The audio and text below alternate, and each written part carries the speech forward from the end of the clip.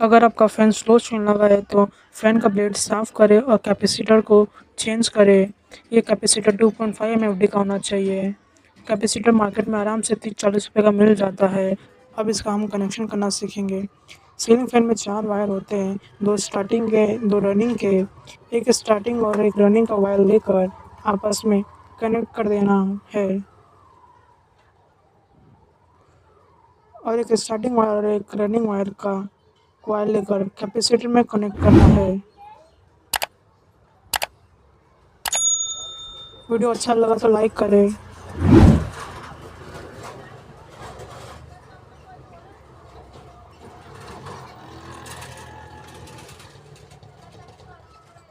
अब इसको हम चेक करेंगे सीरीज वायर से।